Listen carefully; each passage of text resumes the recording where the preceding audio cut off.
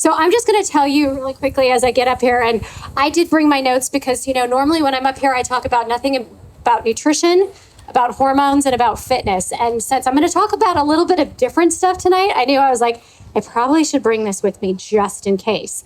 But one of the things is I laugh and say that there should be this warning that comes on me. I saw this meme this week and it said, I am not the person you put on speakerphone when you're talking to.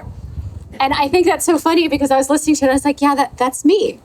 Because I want to tell you, I really like F words. I really like F words. My kids know that I like F words. And so they always talk about my F words and what I say. But when I started thinking about this, there's one F word that I really, really don't like. As people started saying that, and it was interesting the words that people started saying what that F word was and what they thought it was. And I said, no, it's not any of those F words. The F word that I really hate more than anything is fine. I hate when people say, I'm fine. Everything is fine. The reason why I don't like the word fine is because how many times as women, when people are talking, do you just say, I'm fine? But you're holding everything together, right?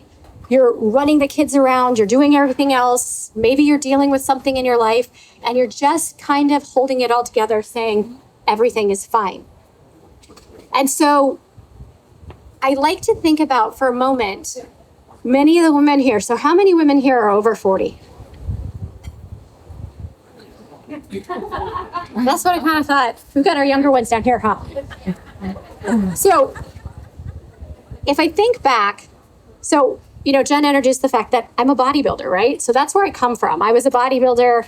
I competed in the highest level. So I did Arnold Schwarzenegger's bodybuilding show. That was my very first pro show. I was invited to go to his show to compete with the best of the best. I was standing on that stage looking at some of the mentors that I had looked at in all the magazines for all the years going, I'm standing next to these people on stage and I can't believe that I'm actually standing next to them. I have to go on stage and I have to compete against them. And going, wow, this is where I came from. And then I remember one day I woke up, here's where I'm going to say my favorite F word. And I turned 40 and I said, what the fuck happened? Seriously, and you guys laugh, right? Because So at 40, what I didn't realize is for the last 2 years, I had already been suffering from all of the things about perimenopause.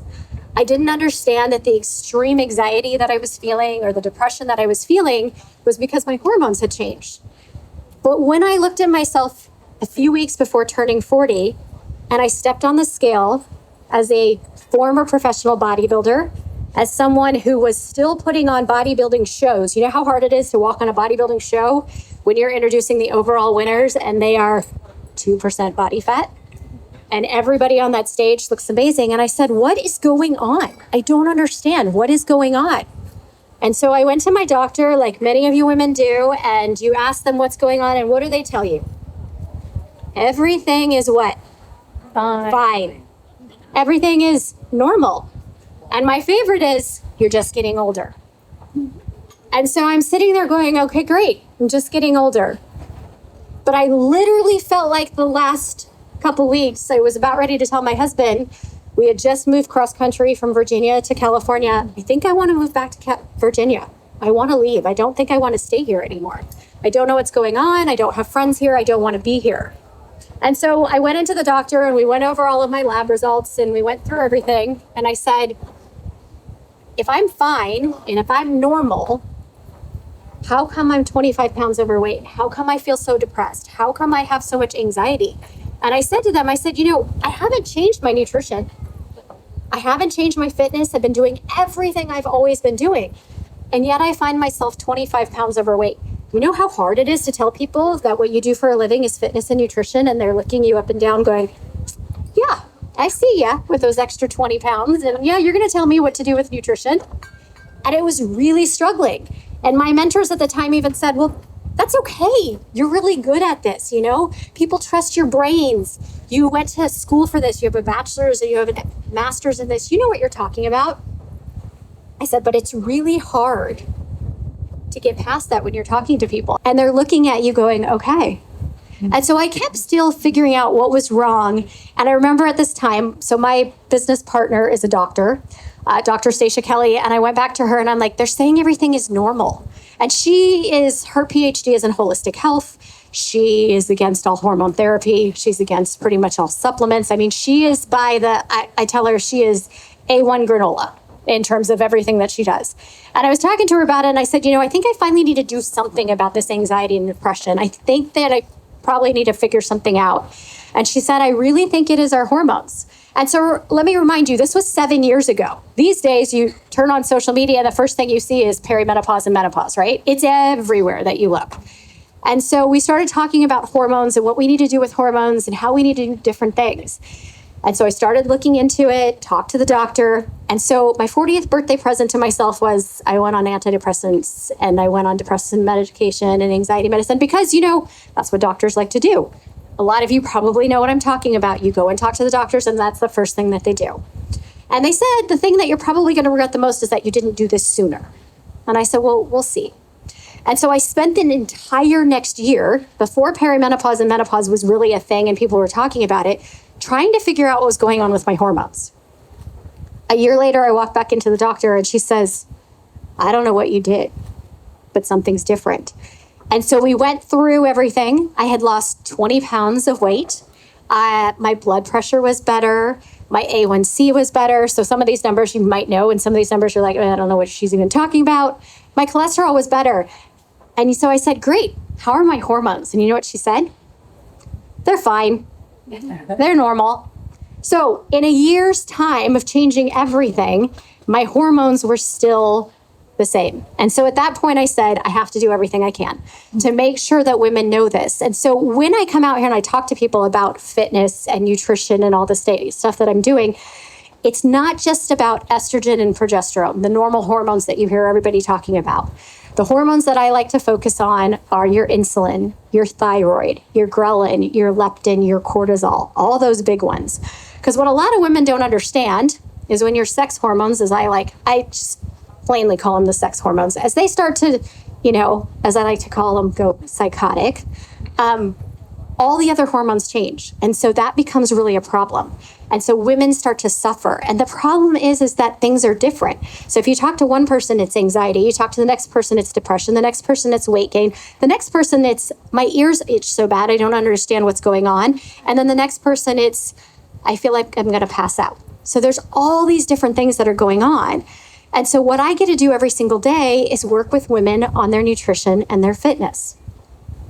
So when I say everything changed, and, back in my 40s, I was like, okay, I don't understand what's going on.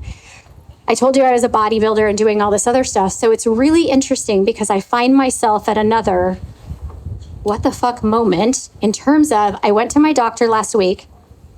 I'm 47 years old. I went through menopause at 46. I come in and they tell me, you have osteoporosis. Did you know that the combined risk factor of developing breast cancer, uterine cancer, or ovarian cancer is less than the probability? And I'm 3 times more likely right now to break my spine or to break my hip. Did you know most women, if you break your hip or you break your spine, die within a year of breaking those? So again, I find myself in a situation where I've worked out my entire life. I have eaten healthy my entire life. This has been my passion since I was dancing when I was 16. So what I'm finding is what we're going to see is it's a whole bunch more women that are going to find out.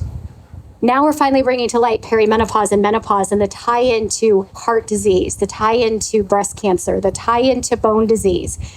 And now I find myself I keep asking myself, God, I don't know if I can handle anymore. Like, you keep giving me all these things and I keep having to deal with them and I don't know that I can handle anymore. But then I remind myself when I talk to friends like Jen and I talk to my best friend Stacia, or I just talk to anybody like the lady today as she was doing my makeup and I'm getting ready. She says, your mission is to help other women so that other women don't have to go through the same thing. And so I get to go out there and tell women about what are the things that we need to do to really take care of ourselves, to be as healthy as we possibly can. And so many times I find is that a lot of the women here, you have careers, you have jobs that you love, you have businesses that you love, you have families that you love. And so many times, why is it with women that it's in this or that? I call balance bullshit. I don't think you can live your life with balance. That's one thing that I've always thought. Everybody says you got to balance. And I feel like you have to work on something in the moment. You have to either work on your health or you have to work on your business. But we have to find a way to pull it kind of together. Because the thing that breaks my heart, and I think if you've known me long enough, you've heard me say this, is when somebody comes up to me and tells me, I'm not in my photos with my kids anymore because I'm too overweight and I don't want people to see me in those photos. Or I can't keep up with my kids. I can't stand hearing those things. Somebody's winning. Somebody's winning. So I hear a lot of women say that they don't want to do big things because they're afraid. They're afraid of how they look. They're afraid of how people are going to look at them. And I say to them, I get you. I was there. I was that same girl, and I understand how that feels because I was sitting in that same position. That same position where I was sitting there thinking, people aren't going to listen to me. They're going to look at me and say, you're overweight. Why should we listen to you about wellness or fitness or nutrition? And so what I did is I decided to take my own advice in my own words.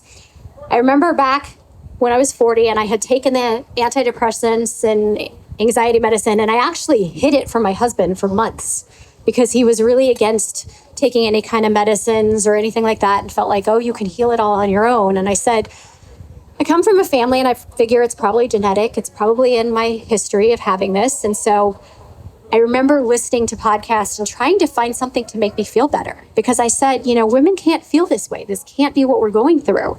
And I remember, who here's a fan of Mel Robbins? Anybody listen to Mel Robbins?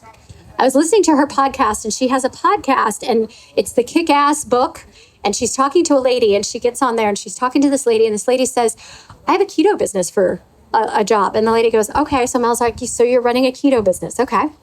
She goes, I have a question. I got to ask you a question. And so this is all on video, right? And Mel Robbins goes, if you run keto, isn't that for people that are supposed to be like super lean and healthy and all that kind of stuff?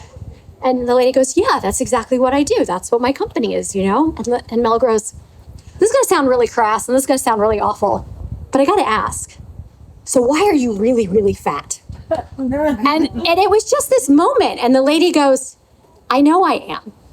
She's like, I know I am. And Mel Robbins goes, I don't understand. She's like, how is anyone ever going to buy your product if you don't live your product? And the lady was saying, and if you know Mel Robbins, it goes on and it goes deeper and deeper into what was going on with this lady. And, she talked about the fact that she really wanted attention. And by selling a weight loss product, but being really, really overweight, it gave her lots of attention. So people really paid attention to her. And so as I'm listening to this story, and she goes, and Mel Robbins just stops and she goes, you are an absolute hypocrite.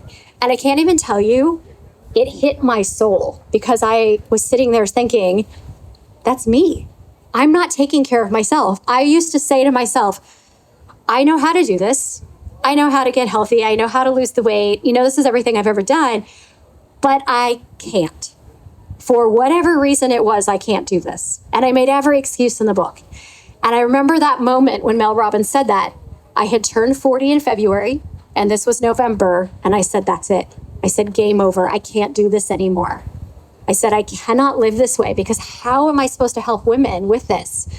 And I feel like that's where we are, though, as women. It's so hard. There's so much stress on us, so many things up against us in terms of what we need to do. But so I go out every single day and I educate people. And so it's interesting because when I was hearing Carrie Underwood the other day, and I had heard the song right after I'd been told, you have osteoporosis. And immediately, the doctor's like, I want you to try, you have to start these drugs. And I told him, I said, time out. I said, you're the same doctor that like 7 years ago said that this is what was happening with my hormones and all this other stuff. I said, can you just give me 6 months? Can you give me 6 months to figure this out? To eat differently, to work on different stuff. And the irony of it is a year ago, I suffered really, really bad relapse. So years ago, competing in fitness, I had hurt my lower back really bad. I have a herniated L4, L5 that's pretty bad. And last September, I remember waking up and I could not get out of bed. I had to crawl to the bathroom, and I remember laying on the bathroom floor, crying and telling my husband, I don't know what's wrong, but my back hurts really, really bad. So several MRIs later and everything, they said, I don't think you understand, but you literally have no disc. You're between your L4 and L5, there's no disc. And at that point, I remember asking the doctor, I was just diagnosed with menopause, full-blown menopause, 4 months ago. Do you think this has anything to do with it? Nope, has nothing to do with your hormones. It's just an L4, L5. Like, there's nothing to do with your hormones. And I said, are you sure? Because there's so much research. And I went on about bone disease and about how estrogen is in the bones. And he's looking at me like, lady, you are crazy. You are crazy. I'm like, I don't think so. And I asked him all this stuff. I said, my mom has osteoporosis. This is something you're too young for osteoporosis. Like, we shouldn't. And so now, of course, doing all my research a year later and looking back, the reason why my hip hurt, the reason why my back hurt is probably because of the osteoporosis. It's probably because of all of it. And the more research I've done and the more doctors I've talked to that specialize in osteoporosis, they said, you probably had a minor hairline fracture in your spine that caused that herniated disc to become a problem again. And nobody caught it. And nobody listened to me. Why? Because do you know what? And I don't know, do you know this? You might know this because you were in the medical field. What do they call women in menopause in the medical field? We're labeled as the whiny women. Whiny women. So I have a good friend, and she was talking about how in medical school, when she'd go through and they'd be like, oh, there's a whiny woman in there. They're complaining about some menopause stuff. And so that's where we're at. And so I promise to continue to be a champion for women in perimenopause and menopause to focus on really what we need to do to make a change, to see changes in this, because I'm not going to be the first person that's going to be young and diagnosed with osteoporosis. We're going to see more and more of this. We're going to see women that have heart disease because of changes in their hormones. So a lot of people ask me, and so you're not going to like the next 3 answers that I'm going to give you, but that's okay. What are the biggest things that they can do to fix their hormones? What does that look like? So if you got the digital program, you'll see that I actually put it in the digital program because it's the top 3 things. I'll tell you, it's the top 3 things that I had to do. It's the top 3 things I tell every woman. And I will tell you, everybody comes and they work with me and we start working on their nutrition and we do a detox. You'll hear Jen talks about it. She's like, that cleanse thing you made me do, whatever. So I always just laugh at her because she's like, I don't know what it was. First step, we give up alcohol. Second step, we give up sugar. Third step, we give up grains. Why? Why do we do something like this?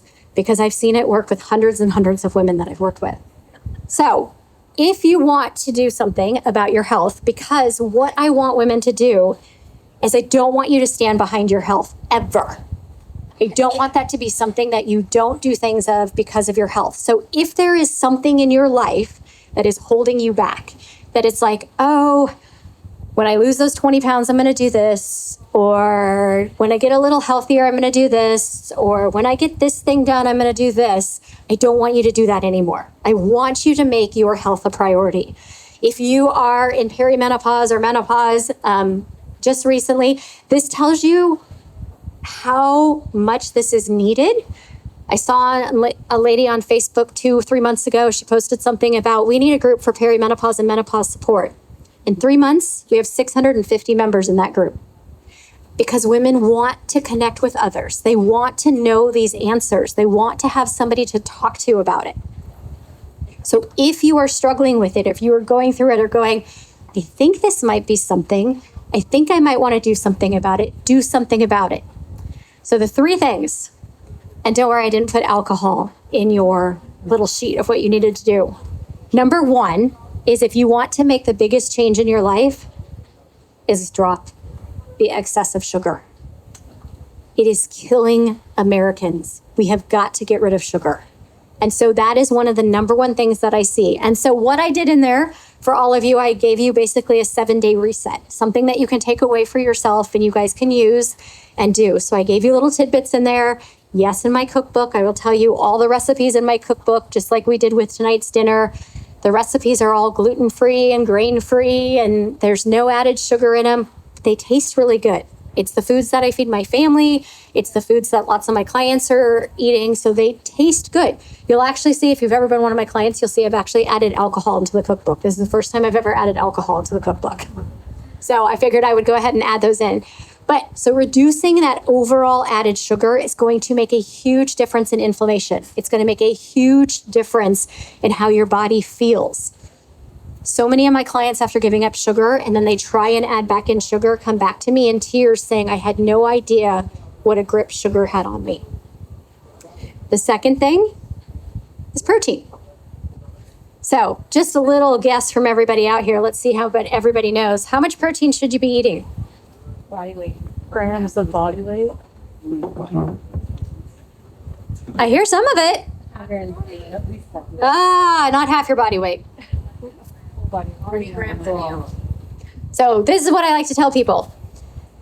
If you're really serious about your health and you want to find out where you need to go, is get a body composition done. Figure out of your body what is lean body weight and what is body fat. So muscles, bones, organs, and tissue, that's your lean body weight, and then your body fat. The grams of protein you need are equal to the amount of your lean body weight. So let's just take the average woman that weighs 130 pounds. Average woman weighs 130 pounds, has about 100 pounds of lean body weight. You need 100 grams of protein a day. Do you know what that looks like? So a chicken breast is about 25 grams of protein. I guarantee you, if you reduce your sugar and you increase your protein, you will see a drastic difference in how you look and how you feel. Now, the last one that I'm going to talk about has nothing to do with giving up any kind of food. There's nothing you have to give up. As we get older, you have got to keep moving. You cannot stop. Watch anytime you look at, if you've got friends, family, look at those in your family that are 75 and 80. I have an aunt that is 75 and she travels the world. She goes golfing.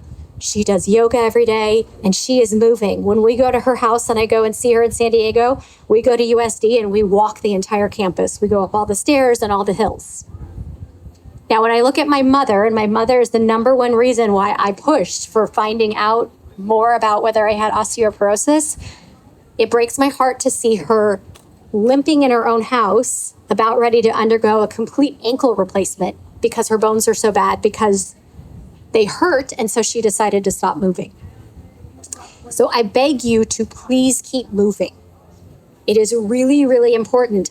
Now, most people, when I say that and I say you have to keep moving, it doesn't mean you have to do anything spectacular. Let's say you're just right now, if you don't do any exercise at all, do you sit there in the morning and you wait for your coffee to brew? Do you maybe do a little bit of, I need some quiet time? Do you maybe maybe you have littler kids, or maybe you go to let's say, how many of you guys are sitting at a practice waiting for kids? So recently I took one of my clients and she's a stay-at-home mom. Her husband is a military officer. She has 4 kids that she homeschools. And she worked with me and she lost 30 pounds. She's perimenopausal and she feels amazing. And she says, but I feel so guilty every single day because I can't get in 20 to 30 minutes of exercise. And so I said to her, I got an idea for you. While you're brewing your coffee in the morning and you're just waiting for that coffee to brew, on Mondays, will you do me a favor and just do 10 squats? And on Wednesdays, will you just do 10 push-ups?